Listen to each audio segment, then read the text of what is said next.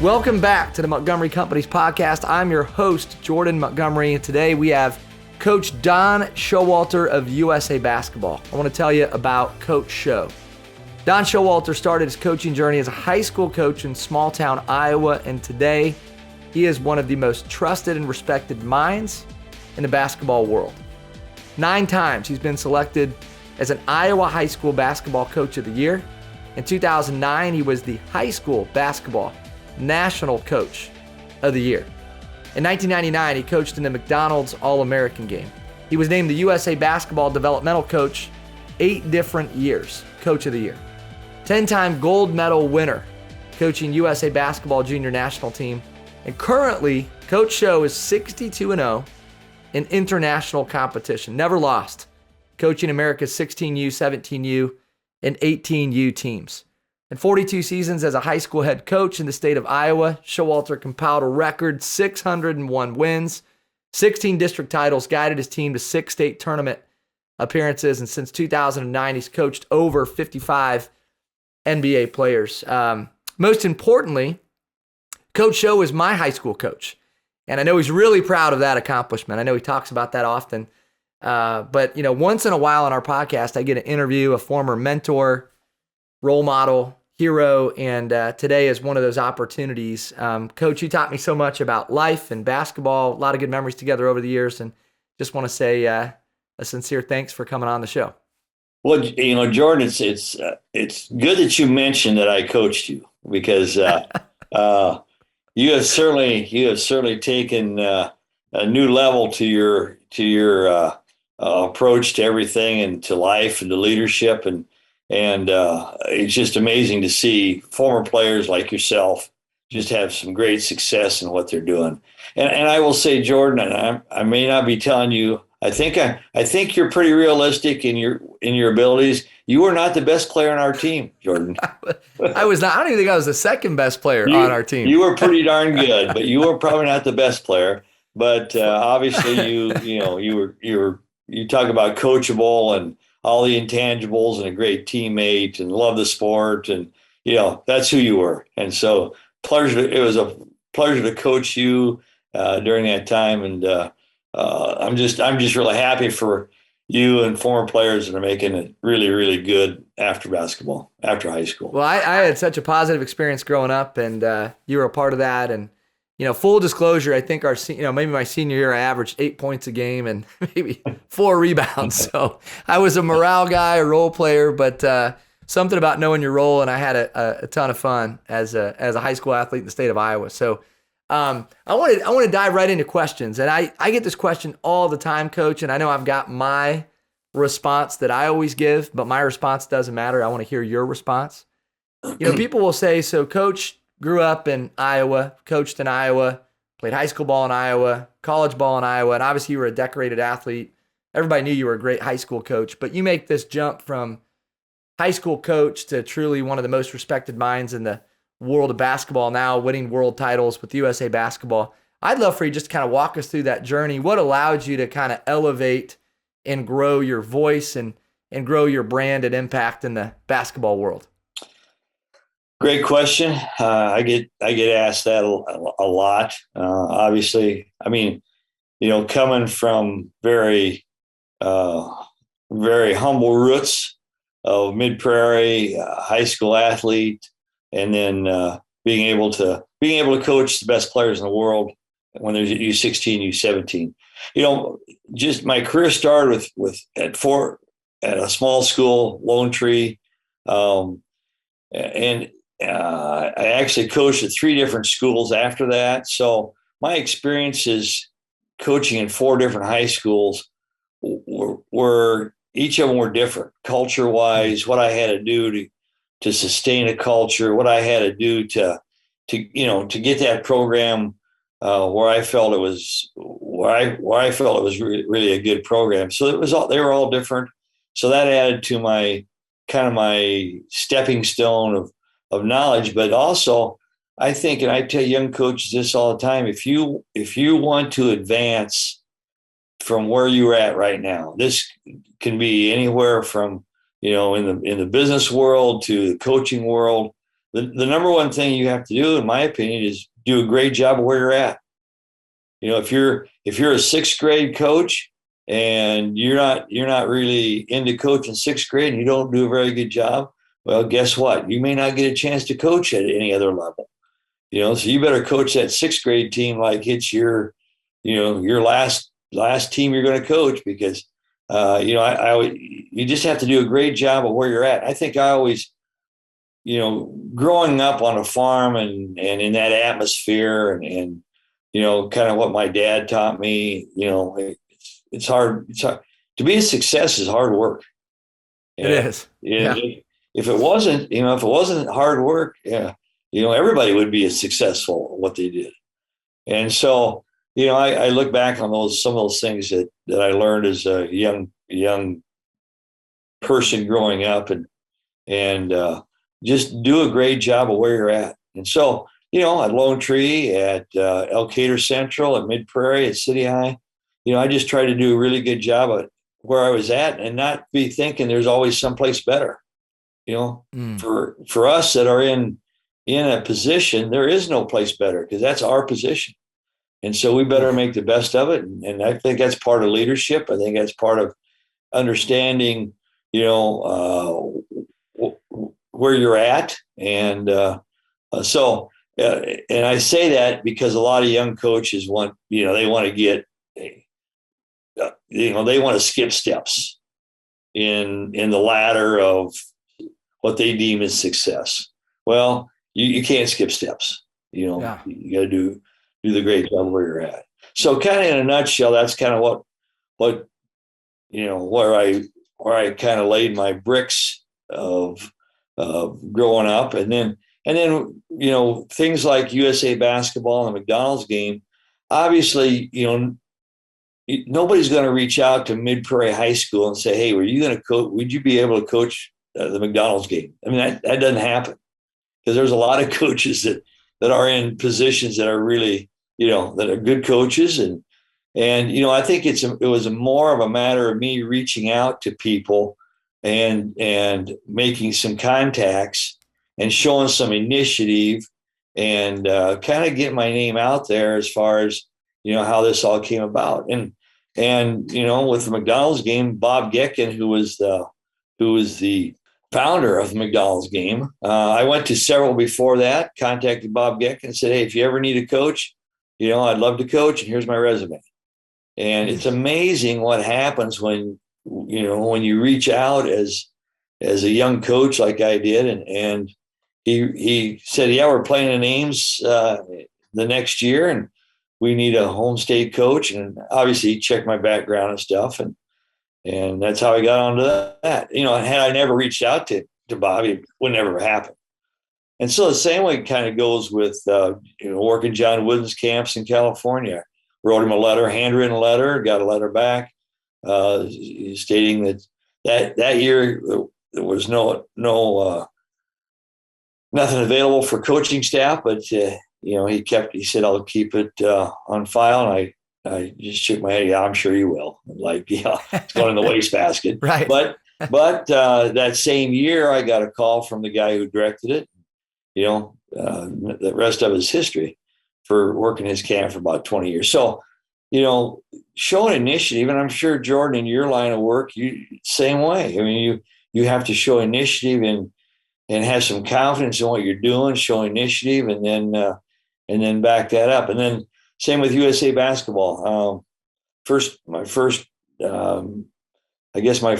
reach out with USA Basketball was a guy by the name of Milt Newton, who was working with USA Basketball. Milt's now the assistant GM, I think, with the Bucks. And it surprisingly how little it takes sometimes to get you involved. But I just wrote him a note and said, hey, Milt, I know you're having, Hoop Summit games. If there's anything I can do to be involved, I'd love to be. And a year or two later, he says, I'm sure they check out everything about you, but he asked me to coach the Hoop Summit game. And then from then on, it was pretty much a big part of USA Basketball with some committees. And then in 2009 and 2010, FIBA started the U16, U17s, and they asked me to coach those teams for 10 years total. So, and now I kind of oversee that area for USA Basketball. So,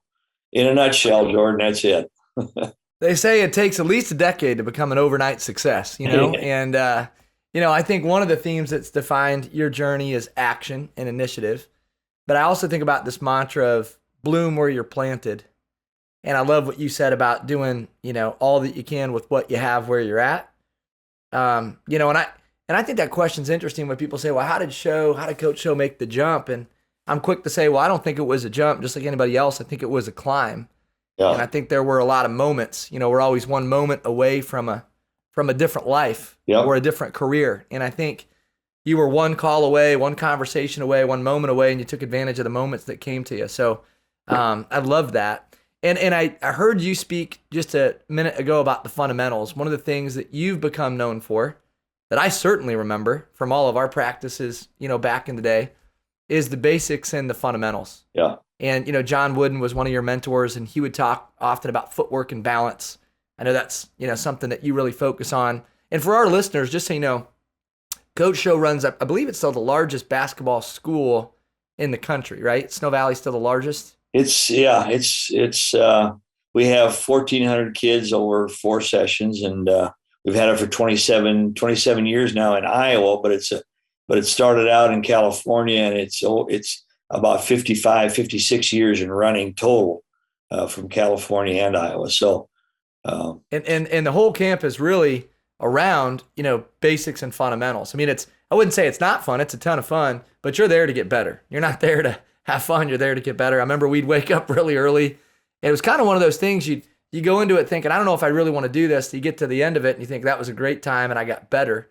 But the whole camp's around basics and fundamentals. So I'd love to hear maybe what you learned from John Wooden. Why did you stick to the basics and fundamentals over the course of your career? And why do you think that's been such a determinant that's defined your success?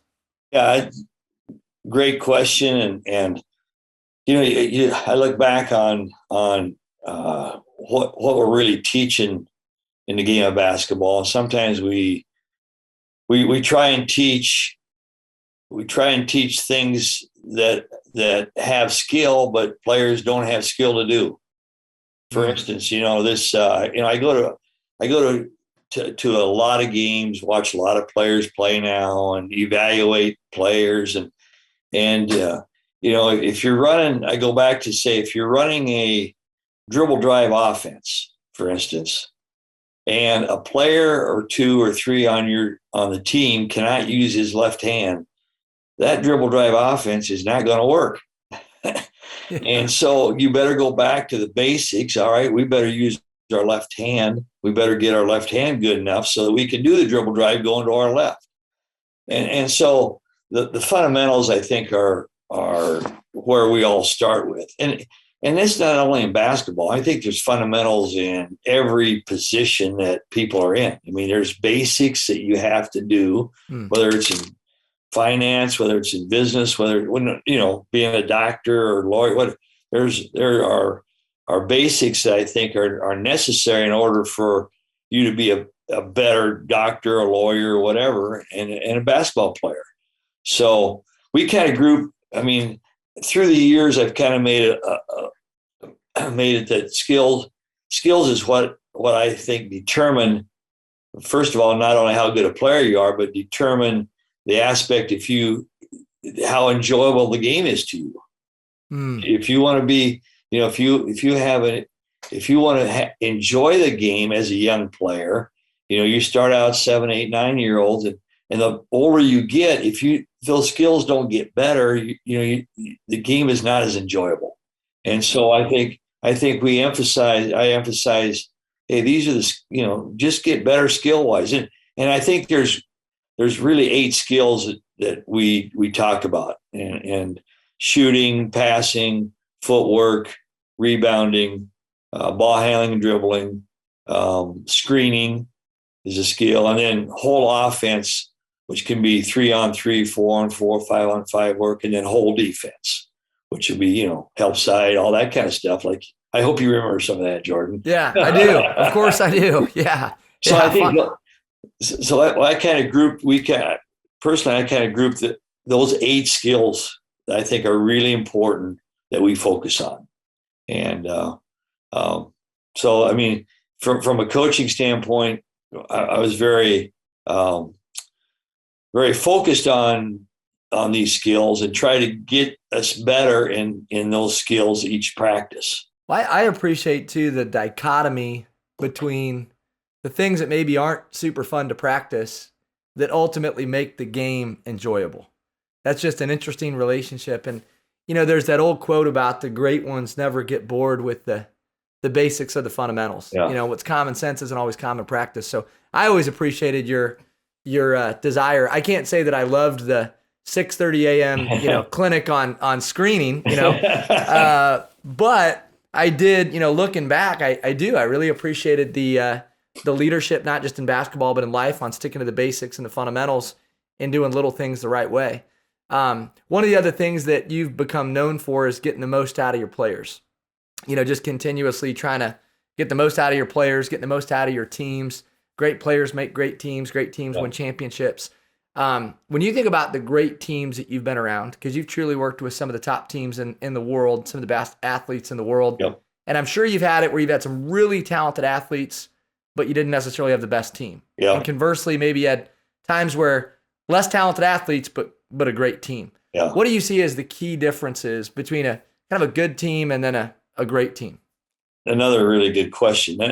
And Jordan, I think your team falls into that category that was, that was not a great skill level team. I mean, of the teams I've had of my own teams in high school, the team you were on, and we entered the state tournament that year, it probably wouldn't even be in my top 10 as far as absolute skill wise and being a great team.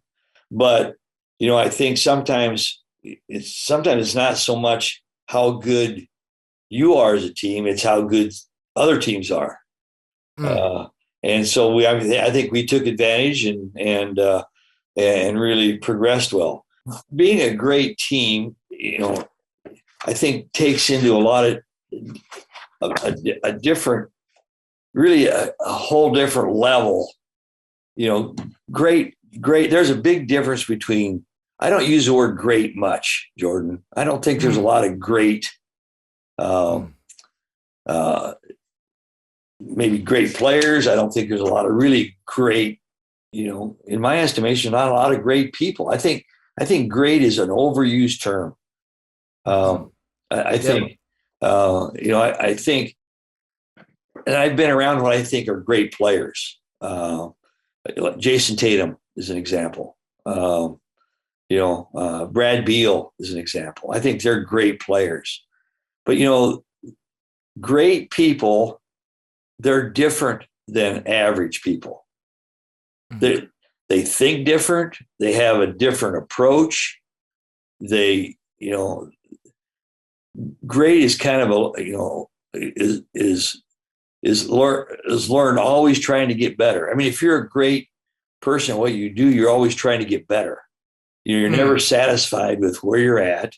You're never satisfied with thinking, I've come the distance. And so I look at a lot of coaches who really are not lifelong learners, and they're good, but they're not great. And so I think we always try and learn. Great players. I always say great players want to be coached. They want to be coached because they want to get better. I always thought too. One of the things I always said: great players don't want to look bad. I mean, so they're really going to try to develop their skill level, and they don't want to look bad from that standpoint. So the term, when you throw out the term great, to me, it's a term that is overused because there's not a lot of great people. There's a lot of very good people, but great has, to me, a completely different connotation. Yeah, I love that. And I think, part of what I heard you say is being great is as much about a skill set as it is a mindset and a desire to get better and to be coachable. I think it was maybe Nick Saban who said, average players want to be left alone. good players want to be coached. Great players want the truth. Yeah, exactly. And I think desiring the truth, wanting to be held accountable, wanting to do little things well really sets people apart. Again, staying in mindset, I think part of what sets people apart is their mental game. And you were always so big on that. One of the things that you always talked about was mind candy. Yeah. And you've kind of become known for that. I don't know where that comes from. So first question I want to ask you is, where do you get mind candy? And also, I'll say this before we dive into the question. You're a great Twitter follow. So we're going to add your handle in the show notes so people can go follow you on Twitter. But I always appreciate your tweets. You have these quotes and these sayings. Number one, where does that come from? Number two, how have you incorporated that in your leadership and in your coaching? Yeah. The mind candy thing, I'm not sure. Did we do that when you were in high school, Jordan? I don't know if we did it in high school, but I've seen you talk about it at camps. Right. And so I think it was kind of, I picked that up somewhere along the way at a clinic. I'm not sure they call it mind candy, but what it is just a phrase or maybe a sentence about a motivational saying that we use. And so I used it with since I started I used it with all our teams and our junior national teams. And for instance, one of my favorite, Jabari Parker's favorite, and he still tells me this, his favorite mind candy is, pressure. Pressure can either do two things: burst pipes or make diamonds. And he said that's just his favorite mind candy. One of my favorites is, three things. Success depends on three things. Success is three things. It takes time. You can't be success by yourself. And number three, it's hard. So I think to me, that was a great mind candy. As I always look at, for success is, those three things. You can't do it by yourself. It takes time and it's hard. So mind candy is like that. What I do is we have a team meeting before practice, and I have the players write down the mind candy in a notebook, and then I have them say, all right, how does that mind candy reflect what we are as a team?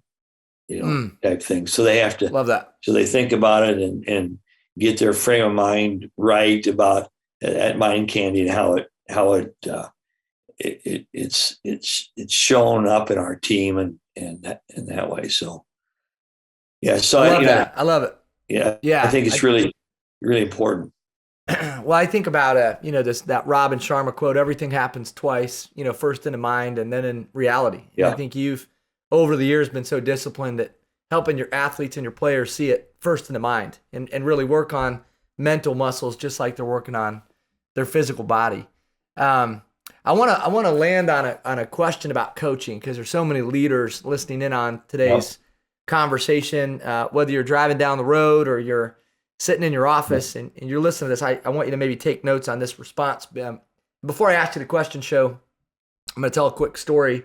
Growing up in rural Iowa, you and I are both at Mid-Prairie, and I remember distinctly, and I'm sure this isn't the only time it happened, but Coach Krzyzewski called for you, head coach at Duke, and he calls Mid-Prairie High School and wants to talk to Don Showalter.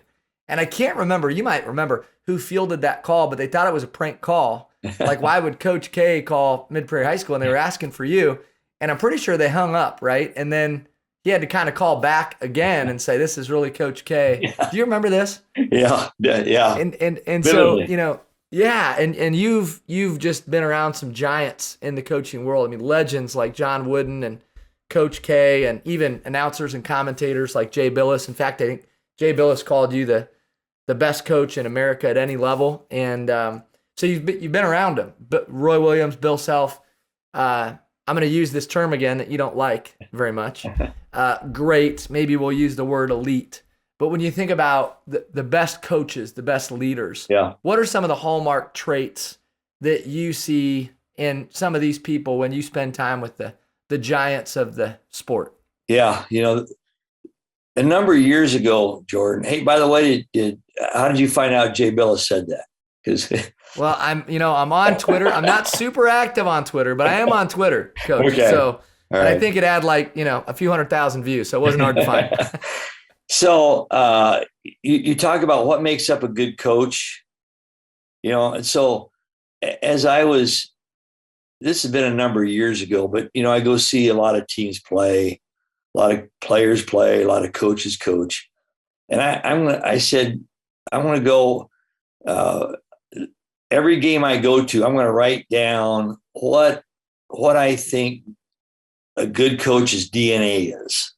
What makes up a good DNA? So I came up with 5 kind of pillars that I think makes a great coach. First one, being a great teacher. Have to be an outstanding teacher. And, that's what John Wooden always compared himself to. He was never, he would much rather have been called a teacher than a coach. And so I think teacher, and, I'm not going to go into all the ways that we teach, but I think you have to know that your players learn in different ways. And if you're a CEO of a big business, your employees learn different ways. You can't, sometimes you can explain it to a few people and they get it, but some people aren't going to get it. Just like that. So either they're going to be a visual learner or they're going to be an auditory learner. Some need both. So I think the great coaches really understand that how to get through to their players and people that work for them. Second thing is, I think, and I just termed it authentic. Be authentic. If you're going to gain trust, I think trust is the number one standard or value that I think needs to be imparted between coaches and players, between players and players.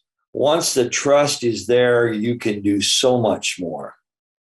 And so I think being authentic kind of develops that trust within the organization. I mean, I'm not going to try and be Bobby Knight. I'm not going to try and be Coach K.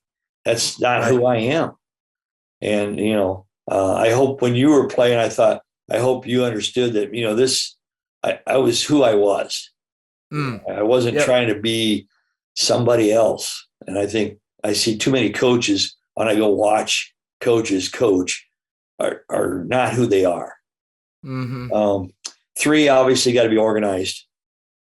And I say organization comes in the form of not only, for coaches writing down a practice plan, game plan, but I think organization comes in the form of getting your thoughts together and how you're going to do something. So if I'm organized and let's say, Jordan, I'm going to teach you, all right, I'm going to teach you how to shoot the basketball. I got to be organized in how I'm going to teach that. I just can't come in and say, all right, let's take some shots. And, I have to be organized in my thoughts. I got to be organized in how I'm going to, conduct this session on skill development. Parents, we all have players that have parents. And sometimes, the parents think players should be playing more. But I think that's part of organization. How do you organize your thoughts when a parent comes up to you after a game, not very happy that their son or daughter didn't play that game or played very few minutes? You have to be ready and be organized in that process. Adaptable, I think, is another huge thing for me. Yep. Coaches have to be adaptable. We found that out during COVID. You have to be adaptable. Another coach throws a 1-3-1 trap at you. If you don't adapt to that, your game's over. You have to adapt to what's going on. I always thought maybe one of the best things I did as a coach, I felt in a lot of ways I could adapt to whatever went on the court and get my players to adapt to different scenarios. So, and then the last one I think is really important to me is humility, being humble. I mean, to me, I go watch Jay Wright's practices, and he is the most humble person. Coach K is very humble.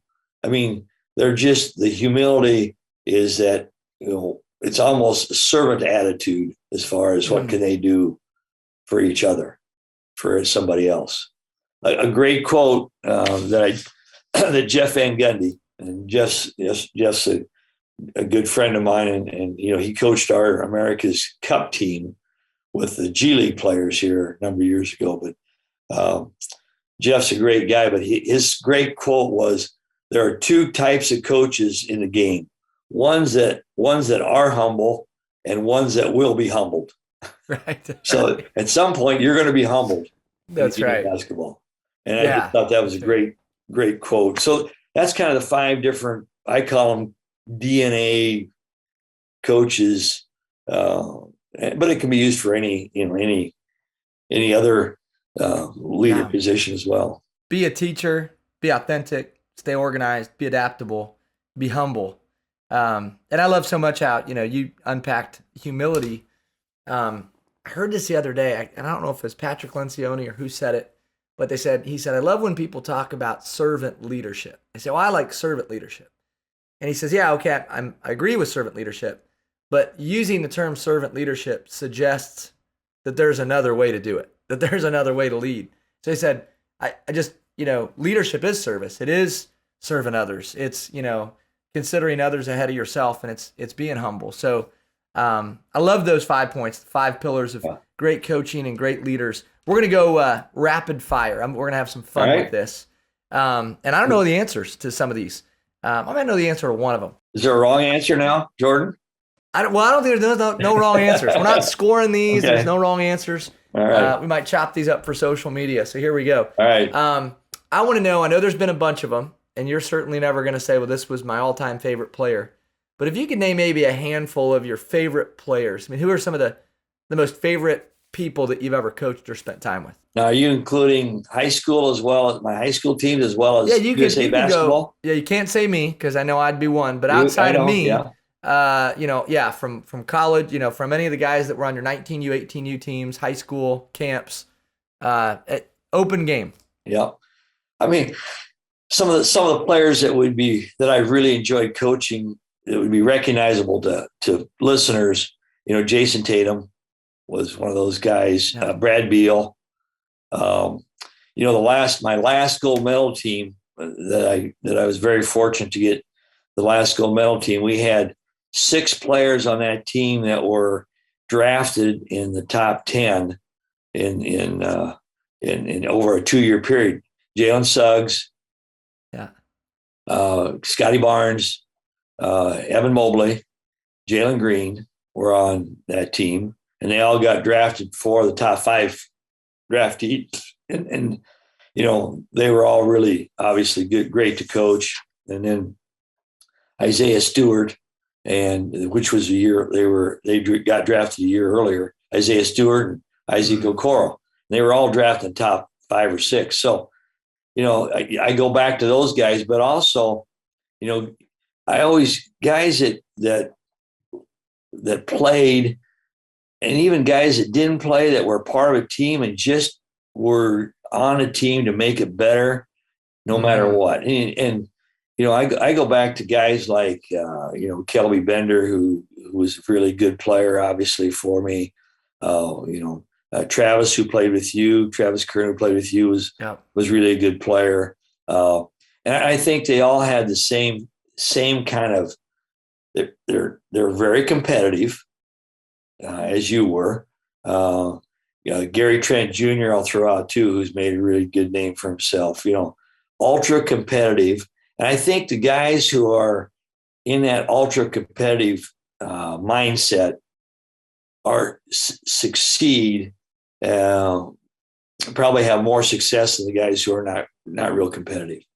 And to be truthful, Jordan, you were in that competitive mode. You were one of those guys who, extremely competitive.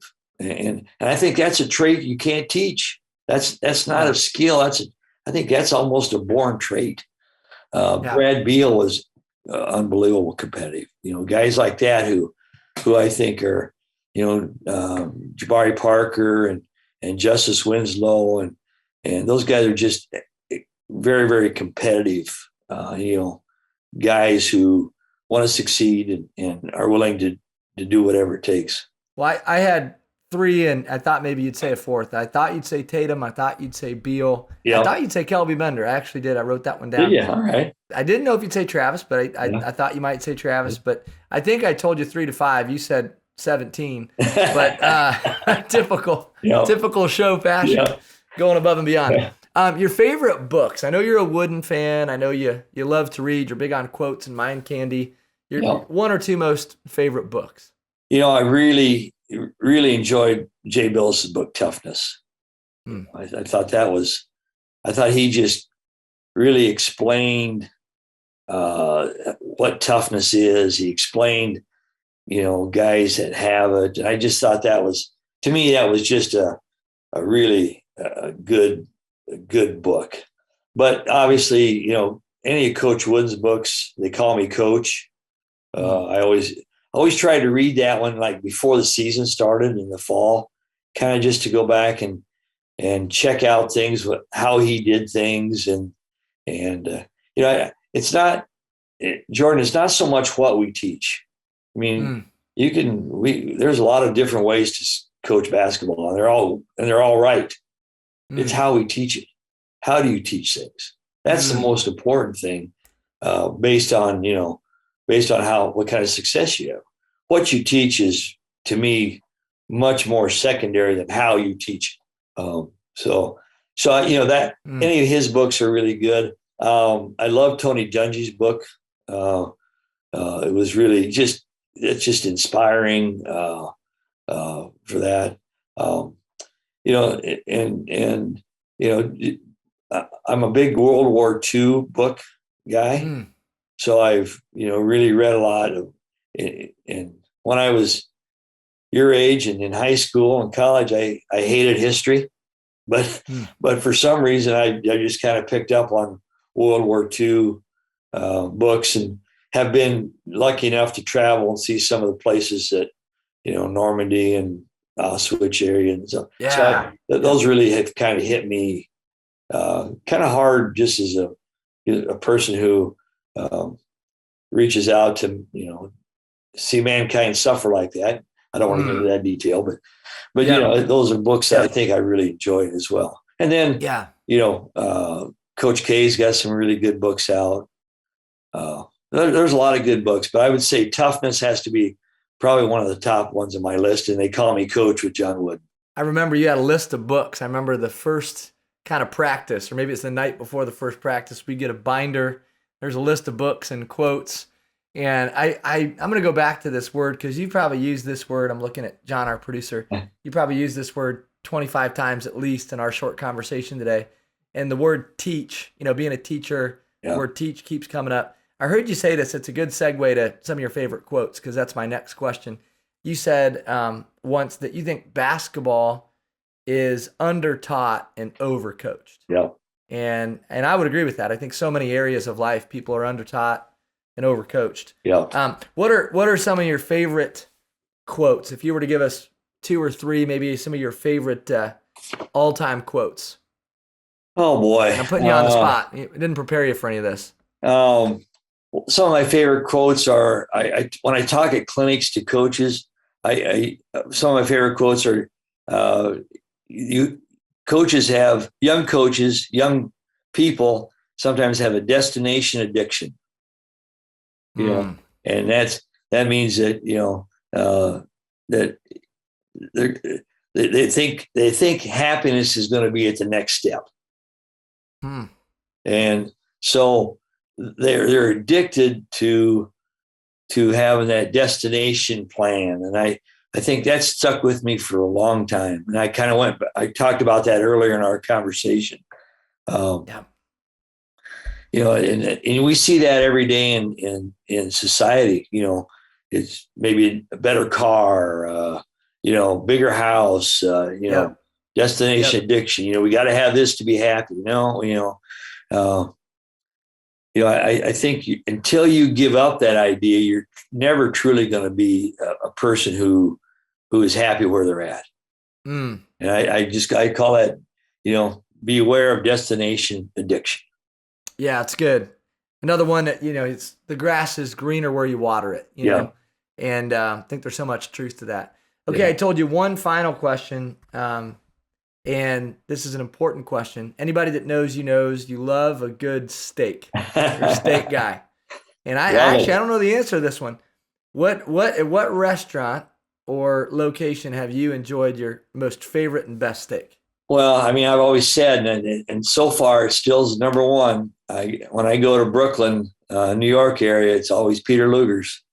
That's my favorite. In Brooklyn, New York. Okay. But there's a lot of other really good ones. We're gonna tag the books, the quotes, and we'll tag Peter Luger's in the show notes. There you go. We won't forget that, Brooklyn, New York. So, well, hey, Show, it's a real joy to share the conversation with you.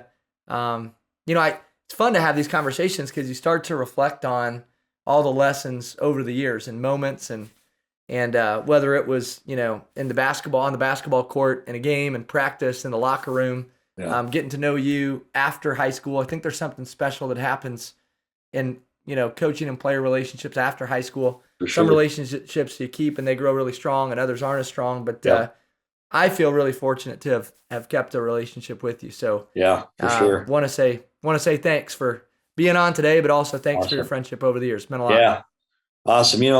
I think the neat thing about coaching is so people ask me, when do you think how do you gauge success? And I've heard it say that, you gauge success maybe 20 years down the road or 15 years down the road.